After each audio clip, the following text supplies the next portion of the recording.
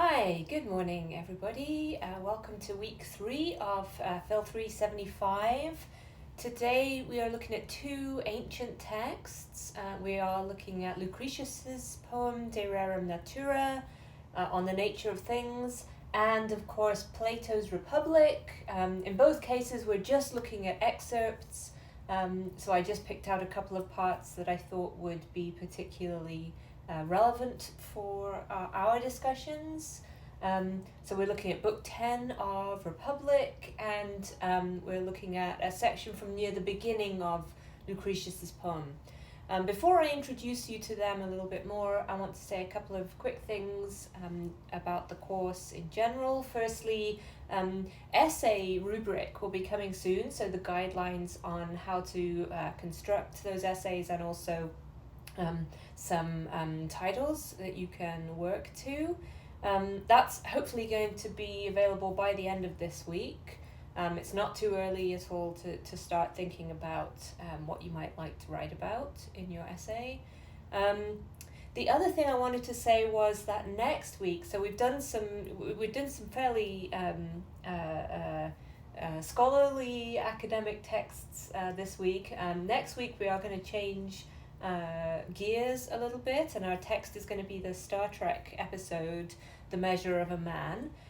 So I want to just say now is a good time to check whether you have access to watch that episode of that TV show. I know that it's available for those of you who have a Canadian Netflix. I don't know, but I hope it's available on Netflix in lots of other locations as well. And if you can't get it that way, there may be other streaming services that would be able to supply it. But if you don't have access to watch the episode, do just let me know as soon as possible, and we'll try to find out a good workaround for that. Okay, both of the texts that we're reading this week are from the ancient world. So one is an ancient Greek writer, the other is an ancient Roman writer, and so we're not reading the texts in their original language. We are reading translations, and I mentioned in the syllabus that there are various alternative translations for both of these. In particular with the Lucretius poem, I think I put links in the syllabus to one poetry translation in English and one prose translation.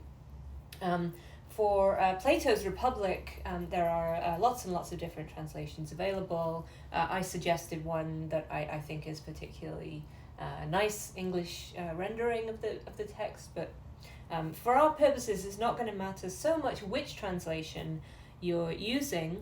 But I wanted to start by just saying a little bit about the role of a translator, because this is something that it's easy to overlook when we're studying ancient philosophy, but it's particularly important when we're thinking about it as literature. And when we're thinking about literature, the role and the skill of translation are perhaps more salient. And indeed, translation itself can be understood as a kind of literary work, a literary genre or form that people work in. One of the recent examples of how this can be done, I think, in a really inspiring way is a new translation of Beowulf that just came out, which I will put, again, lots of links in the Canvas page so you can go and look at all of these things. But this translation begins with the words, "Bro, tell me we still know how to speak of kings." And that opening line of this epic that typically people think of as extremely long and boring is I think a really inviting and contemporary spin that helps to convey a sense of what it might have been like to hear Beowulf at around the time it was written. So a translator is not necessarily just trying to get the closest English words, let's say, to whatever was in the original. In this case, translation is a matter of trying to convey a sense of what it would have been like to hear this, or to read it in its original time. So so I'm going to that translation of Beowulf, by the way, it's by someone who's called I think it's Maria is her first name, Davahana Headley. So I'll put a link to actually I'll also include a link to it. You can watch a little sections of it being read and performed by celebrities in a series of Vimeo videos. So translation can be a creative act of its own right. It can be radical in certain circumstances. So that's just something to bear in mind as you're reading these translated works. Okay, so let's talk about the text. Let's talk about Republic. So this is Plato. I know lots of you in this class have probably studied some Plato before, but I know also several of you haven't, and that's fine. As I've said in previous audio content, the perspective of a beginner is extremely valuable in this class, and so is the perspective of somebody who has more experience with a particular author or area of philosophy. What I'm going to do for this intro is some sort of very broad brush strokes of who and what we're looking at, and I'm going to give you lots of links for those of you who want to get more into a bit of background on Plato or Republic in particular. But for those of people who may already be familiar with it, I'm not going to say too much right here. So it's a dialogue. So Plato was around the 400s to 300s BCE in Athens in ancient Greece. He's a very foundational figure for contemporary Anglophone philosophy. He famously set up a school called the Academy, where people could study together. This was in a place where public education was not yet a thing. The Republic, the particular dialogue that we're looking at, Plato wrote in dialogue form quite often. This dialogue is thought to be from around 375 BCE. And what it is essentially so it's reported like a discussion between different characters in a play. That's the dialogue form. But what it really is a kind of constitutional document laying out what an ideal city-state would look like. Ideal, of course, in Plato's mind, not necessarily ideal in fact. The dialogue form that's used is, like I say, something Plato uses quite often. More recent philosophers also have used the dialogue form to effect great effect. So Hume, for example, and Berkeley both do this, and so do some contemporary philosophers. Timothy Williamson, who's a professor at Oxford, actually wrote a tetralogue recently, which is like a dialogue but with 4 participants instead of 2. And in fact, dialogue in Plato doesn't necessarily mean that there are 2 participants. The dialogues quite often do have 3 or 4 or more. And Republic itself has, I think, 4 main ones that are notable. And the word dialogue can often mean just discussion between more than one person. But Williamson decides to call his piece a tetralogue, just to convey that there are 4 people participating. And I think that the dialogue form, I think I've mentioned this before, can be particularly useful.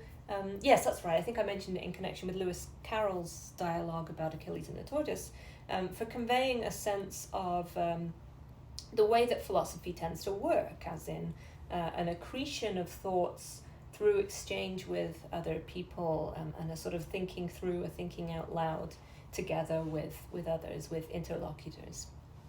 In Plato's works, Socrates is often the principal participant, and then he's given various other interlocutors. Socrates was a real person, near contemporary Plato's, but lived a little bit earlier, and there's some overlap. Obviously Plato's a big fan. Socrates is often presented as in a very, he gets very good PR in Plato. So the other characters are relatively minor, and Socrates is used as a kind of mouthpiece for the text's main ideas, usually.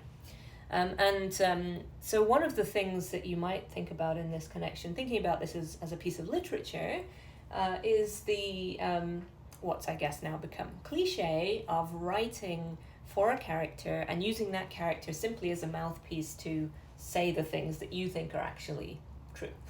So one of the characters is you, and is just sort of speaking for you in the dialogue or in the work, in the fiction as it might be, or play or whatever.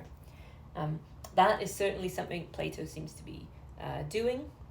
The same thing is true of lots more contemporary writing as well, philosophical and otherwise. So if you think about the classic of Mary Sue character in fan fiction, this is the trope of including someone in a piece of putting someone in a fictional world that very clearly is the author of the fiction, just thinly disguised. That is kind of a cliche thing to do, which is not to say never do it. It's just to say if we were to do that, we'd want to be thinking as writers about the fact that we were doing it. So here we go. Plato is doing it. The Socrates that is presented in Plato's works, as far as we can tell, looks like there's some decent correlation with real Socrates. So other people reporting on Socrates, there's some convergence as to what he was like and what he thought and what he said and did. But we are always reading Socrates here through Plato's reports. So that's something to bear in mind as well. Okay, so Republic, as I said, kind of in effect a constitutional document or a piece of a policy document, right? An idea about how a utopian state might work. For those of you who want to actually hear a bit more about Republic on the whole thing, I'm going to give you a link to, and maybe you need more BBC accents in your life. I'll give you a link to a BBC radio program called In Our Time, where you'll hear some nice contemporary British accents talking about Republic and giving you a little overview of it. But the really relevant part for our purposes is Book 10. So that's the section that we're reading. And this is the part where we're getting a view, probably Plato's view, although he doesn't quite say this, I am Socrates and what he says is right. We can assume from the way that it's presented that what Socrates tells us is in fact Plato's view. So in Book 10 we get a view about the nature of art and its role, or rather lack thereof, in the ideal political system.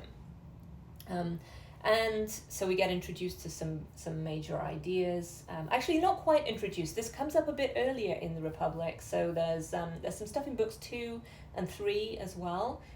Those of you who are interested in pursuing this a bit further, you might want to look at books 2 and 3 as well, because Book 10 is kind of harking back to those and developing some ideas. But there's some critical stuff that is brought in Book 10, like the idea of mimesis, which is a Greek word that means something like imitation or copying or representing in the sense of representing. And so the theory of art, broadly speaking, that's presented here is a mimetic theory, the idea that a creative artist is creating a copy or an imitation or some sort of mimicry of life. So that's a crucial piece of the puzzle. And then there's a critique of doing that on the grounds that it's just a copy. It's not as good as the real thing, is it? And in the case of Plato, that's the situation's even worse, because Plato, in his metaphysics more generally, his view of the nature of reality more generally, what Plato thinks the world that we're living in, the one that we can see and touch and smell and hear and everything, is itself a copy of the forms, which are the perfect versions of everything. And those are abstract, intangible, and you can't ever interact with them with your senses. So in Plato's mind, the forms, the ideals, the ideas of things, perfect versions, are where it's at. That's, true knowledge is knowing forms. True wisdom is contemplating them, and a really good philosopher is someone who is in touch with the forms. And then there's the world of experience all around us, which is a pale shadow of the forms. So, the form of redness is pure, perfect redness, and any red object that we have, like a nice red apple, is just imitating that perfect redness. It's not really perfectly red.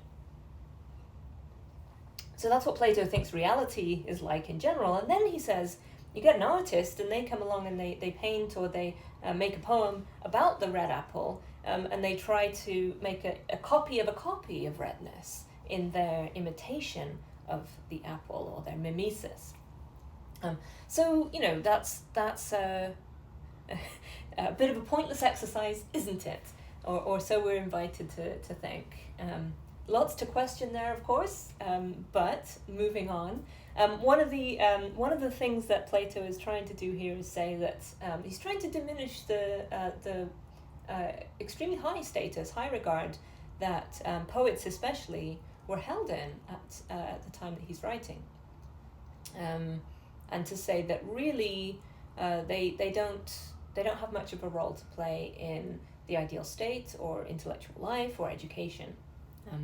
There's another big issue that he has with, especially with poets, and especially with the most famous poets of his time, and especially Homer, which is that they're not setting good examples for people.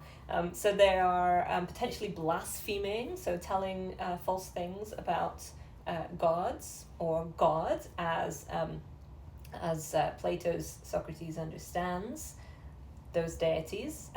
Whole separate can of worms there about what he thinks of that. We can maybe get into it in the discussion, but for now, blasphemy, another possible sin committed by the poets. And then there's the fact that poetry doesn't really appeal to our higher nature. It doesn't appeal to, this is all I'm just telling you what's in Republic here, not what I think. Poetry doesn't appeal to our higher nature, our rational or intellectual side. Rather, poetry and art in general is trying to appeal to our more base and irrational and emotionally overworked instincts. So it tries to get us riled up like a bad soap opera, and in so doing it actually has a quite corrupting influence rather than anything laudable. It's not improving our moral character in that way. Okay, so these are the sort of main things that Plato has against poetry. I'll say one more thing about that, and then I'll talk a bit about Lucretius, and then I'll try to get out of your way because I don't want this to go on too long. But the reason I thought it might be particularly interesting to talk about Plato's ideas about art and about poetry is because it suggests that he thinks what he thinks what he is doing is not like that. Okay, so his dialogues are not like the bad poetry that doesn't belong in the Republic, at least presumably. The dialogues, if they are an art form at all, are we're to read them maybe as something more like the participation in the activity of philosophizing and contemplating the forms, etc. All of that good, rational, intellectual stuff that Plato likes, and not liken them to the poetry of Homer. Interesting question, is that an accurate assessment of these pieces, that they're more philosophy than they are literature? I think that's fair. I think that's a good question, and I don't know really what I think the answer to it is. But I will say that some might say the literary success of the kinds of forms Plato is using contribute to its success in communicating to other people, and indeed the fact that it's still around now. on which topic, being still around now, let me move to Lucretius's poem, because that's an issue that comes up there in spades. So Lucretius is a Roman dude, so lived a few centuries later than Plato. So he's like the 1st century BCE, and the most important thing to know about Lucretius is that he is an Epicurean, meaning a follower of Epicurus. So Epicurus was another Greek philosopher a bit later than Plato, and Epicurus set up a rival school.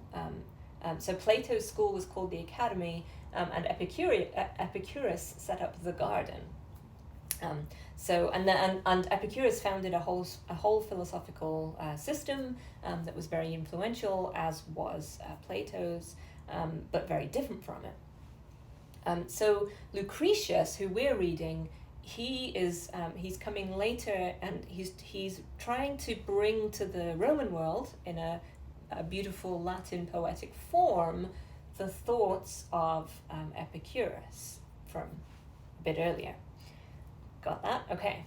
So this poem, De Rerum Natura, expounds Epicurus's philosophical system, and indeed it becomes a major source for understanding Epicurus's philosophy, because Lucretius's poem it survives into the Renaissance, and it's rediscovered at that point, and it becomes a whole big deal, and gets I'm actually, what I'm going to tell you about the history of that, or what I'm going to do with respect to the history of that, is I'm going to drop some more links to YouTube videos, including one with an interview with this guy called Stephen Greenblatt, who's he wrote a book called The Swerve: How the World Became Modern, explaining how the rediscovery of Lucretius's text was a huge deal in intellectual history.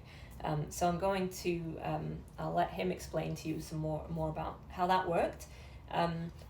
The other thing actually that I will link to is, for those of you who'd like to hear more about Epicurus and Lucretius, the philosophy that they espoused. I'm going to say a little bit about that here, but if you want more background, our very own Christina Hendricks from UBC Philosophy has a online lecture about those two figures and their shared ideas. So I will also give you a link to Christina's lecture. So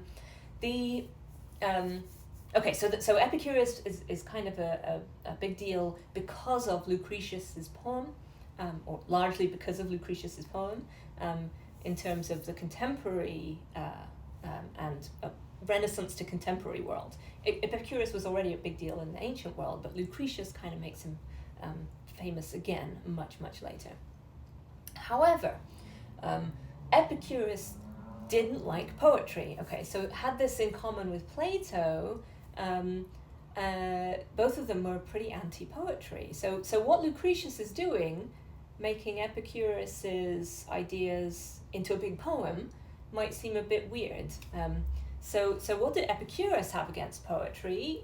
He thought it was unclear compared to prose. Epicurus's prose was, he wrote in prose, and it was very sparse, and he was trying to be as clear as possible, maybe a bit more like a contemporary analytic philosopher might do. But Epicurus says a wise man won't write poetry. He might be able to understand what's going on with it and talk about it, but he wouldn't write it because that's not the thing to do if you're wise. So why then does Lucretius think, Lucretius being a good Epicurean, why would he write a poem about Epicurus's ideas? And the answer is, well, Lucretius's own answer is, in essence, to make it a bit easier to digest, because both Epicurus and Lucretius think of their philosophy as a kind of medicine for humanity, for the human soul, mind, to reassure people who otherwise are going around suffering and terrified about life and death and existence, that it's going to be fine. It's not a big deal. You can relax. That's what they think philosophy is for. And in fact, a lot of the Epicurean system is designed around that, or is designed for that purpose. So to reassure people that death in particular is not something to be feared. So, medicine for the soul, and Lucretius says the way to get people to take their medicine is to make it fun and appealing and beautiful, like a poem. So that's why Lucretius says he's going to do his Epicurean philosophy in poem form. And in fact, if you do go back to Epicurus's reasons for disliking poetry, it seems as if it was mostly about the content, actually. So a bit like Plato, he was worried that there might be morally corrupting or non-laudable stuff in the great poets of his time. And it wasn't so much just using a verse form that he objected to. So maybe Lucretius isn't being that bad of an Epicurean by writing a poem. But anyway, Lucretius says that it's like the honey on the cup of bitter medicine, to persuade children to drink it for their own good. So he's kind of thinking of humanity as like children who have to be persuaded to take their philosophy medicine by putting it in honey poetry, which in a sense is kind of talking up his own poem writing skills, but he actually is quite good at it, so I guess he gets to brag a little bit. The gist of the Epicurean system, let me just finish up by saying what that is. So why we're not supposed to worry about death. Basically, it's because, and this is also why Greenblatt thinks of this text as being kind of how the world became modern. That's the subtitle of his book about it. The reason why we're not supposed to worry about death is because really all there is atoms and the void. So it's kind of mechanical view, materialist view about reality. So again, a big metaphysics on the table here, very different from Plato's. There aren't these abstract forms in a kind of Platonic heaven, and there aren't any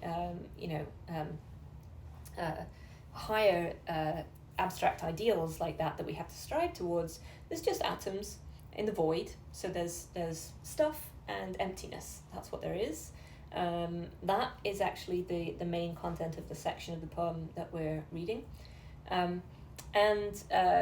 Epicurus and Lucretius likewise are also both empiricists, so they think the way you learn about the reality that is out there is use your senses. Again, very unlike Plato, who thought you mostly had to get beyond what your senses told you because they were misleading.